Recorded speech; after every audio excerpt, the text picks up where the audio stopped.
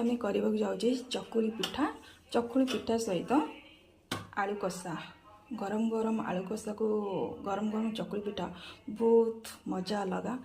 हाँ ने छेंचा मसला ही ने मसला पेस्ट ने भल लगे कि एते शीघ्र ही हेनी कि छेंचा मसला ही नेले बहुत शीघ्र हम बहुत भल टेस्ट भी लगे।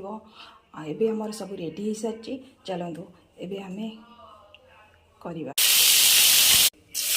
आपण मैंने कौन करते छेंचा मसला ही करते ना मसला पेस्ट ही करते कहे मसला ही कले बहुत शीघ्र ही हो जाए। मसला मसला पेस्ट ही कले बहुत टाइम लगे सी गोटे अलग टेस्ट लगे छेंचा मसला ही अलग टेस्ट लगे। मक्का गुंड नहीं स्वाद अनुसार नहीं सारी आम रेडी हो सारी आलू कषा। एबे आम करवा चकुली पिठा। रेडी हो गला चकुली पिठा को आलू कषा केमती लगे कहे आपण अपेक्षार मु रही।